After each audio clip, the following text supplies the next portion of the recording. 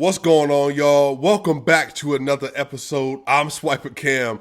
Welcome to my channel. So, this is my second time posting this video. I apologize for when I posted earlier. I have no idea what happened.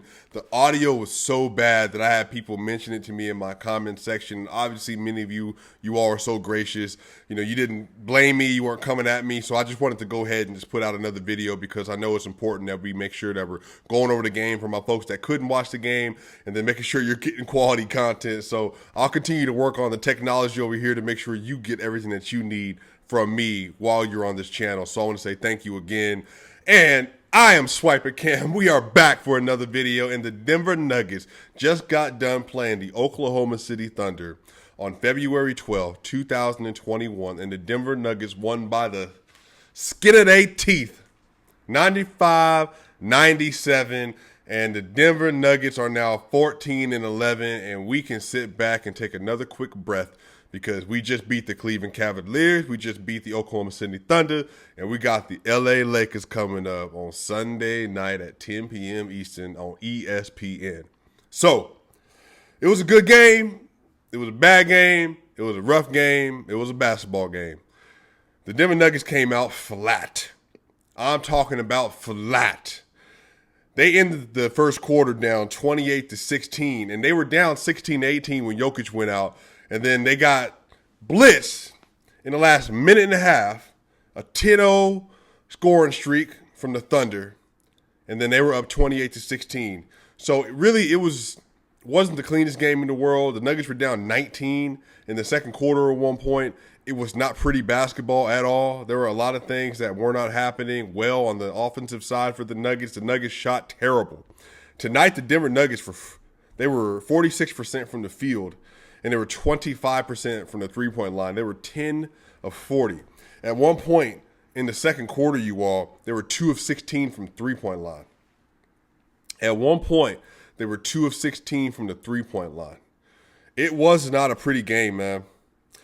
Nikola Jokic tonight, he had a good game. It wasn't a great game. He was great at times, and he was also spotty at times. And you could tell he was just trying to work his way around playing against Al Horford and the OKC Thunder. But tonight, in 37 minutes, he had 22 points, 13 rebounds, and 9 assists. Missed out on yet another triple-double. And I don't think Jokic has had a triple-double since early January. So again, tonight, he was 9 of 16 from the field, which is well over 50% from the field. Which, again, he's been doing that all year. Nikola Jokic has been shooting well all season. His exact percentage tonight was in line with his season percentage at 56%, and he was 2 of 7 from the three-point line. So Jokic is averaging around 26.7, 26.6 points per game, around 12 rebounds per game, and 8.5, 8.6 assists per game on like a 56% shooting split from the field, about 40 to 39% from the three-point line, and 85% from the free throw line, and he's a plus defender. Right now, I believe on basketballreference.com, he's about the 5th ranked defensive box plus minus in the season.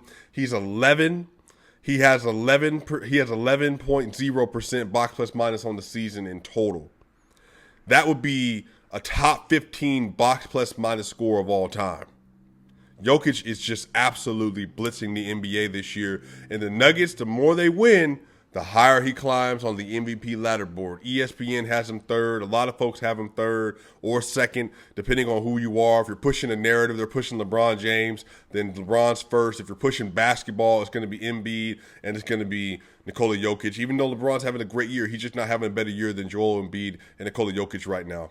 So, Jamal Murray had a better game tonight. If Jamal Murray could just average 22 points, 5 rebounds, and 5 assists per game, the Nuggets would be in a great place. 38 minutes, 22 points, 5 rebounds, 5 assists, 8 of 19 from the field, and only 3 of 11 from the three-point line, 3 or 4 from the free throw line, and he was a game-high plus 15 tonight. A game-high plus 15. He was the best player on the court tonight per box plus minus. He was rough at points, was really good at points, and he was clutch when they needed him to be. He played a good game when they needed him to be. He just played well at certain points, man. And you could tell on his three-pointers, he had a few that he was shooting really short. So what that means is either you're tired or you're having lower body issues with putting shots up, or you're having issues because of his elbow, because of his shoulder, because of his hip, and also because of his ankle tonight. He rolled his ankle. And so, again, Jamal Murray's been fighting through a lot this year. I know because of the playoffs of 2018-19 season and the 2019-2020 playoffs, we expected Jamal Murray to take that superstar leap. He averaged 26.5 points per game and 6 assists basically and 5 rebounds a game in the playoffs last year. So we figured maybe he'd be somewhere around 22-5-5, but he hasn't. He's around 19-4-4. Not really efficient from the field, not really efficient from the three-point line. So we'll see. We'll see. Hopefully he continues to get better. Hopefully he continues to figure it out. Hopefully he continues to get healthy, because that's really the most important thing. Will Barton, he made 2 great three-pointers. He made a three-pointer when the Nuggets were down 6, and then he put them down 3, and then when the Nuggets were up 1, he put them up 4 towards the end of the game. 12 points, 10 points, 5 rebounds, 5 assists, 4 of 8 from the field, 2 of 3 from the three-point line, and he was a plus 3. So, not a great game for Will Barton. Not a wonderful game for Will Barton, but he made some really key shots tonight. He did some things that we needed him to do towards the end of the game. Paul Millsap had some great rotation blocks today. Paul Millsap, 33 minutes, 12 points, 3 rebounds, 4 of 6, 6 of 10 from the field, 0 of 2 from the three-point line. He was a plus 13 tonight. Paul Millsap played really well. He has some really key rotations today where he got some steals. Tonight, he had 2 blocks. He had 1 steals. He had some deflections tonight. And Paul Millsap was a plus 13. Will Barton was a plus 15 tonight. Jokic was only a plus 5. Wasn't his fault. It was, again, that first quarter, second quarter, the Nuggets were just really struggling. Jamal Murray stayed in there when they started getting it real close, and then Jokic came back in the game. They got it down to 2. Jokic came back. They got it back up to 9. And then they went on basically a 12-point spree without having any kind of pushback from OKC. So, it's I'm just telling y'all, if you didn't watch the game, it was just a little nerve-wracking, because you know that the Nuggets are better than OKC, but OKC just came off of 2 games. They played against overtime against the LA Lakers twice, 2 overtime games, even though the LA Lakers did not have Anthony Davis, but they still put up a good fight. Tonight, RJ Hampton, man, played 19 minutes, 7 points, 4 rebounds, 1 assist, 3 of 6 from the field, 1 of 4 from the three-point line. He was a minus 10, but he made some really, really crucial plays. Getting to the basket, hit a three-pointer tonight. Also had a couple good rebounds, man. Michael Porter Jr. tonight, 31 minutes, 15 points, 4 rebounds, 7 of 13 from the field. He was a plus 9 with 2 blocks, 1 steal. Michael Porter Jr. has some skying blocks tonight, absolutely skying blocks tonight. He's played 2 really good games back-to-back, you all, and he is just trying to learn how to do everything else but score. Score when he needs to, score when he can, but be aggressive on defense, rotate well on defense, and make sure he's taking care of his business.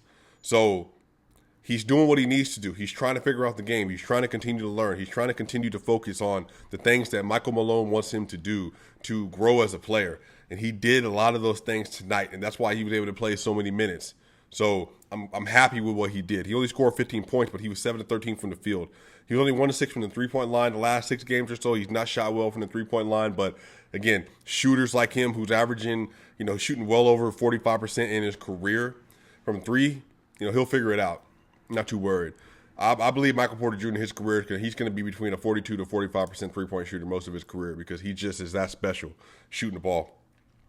This might have been Monte Morris's worst game of the year, y'all. 18 minutes, 7 points, 2 of 5 from the field, 1 of 1 from the three-point line, and a minus 13. Monte Morris just got caught. He had a turnover tonight, too.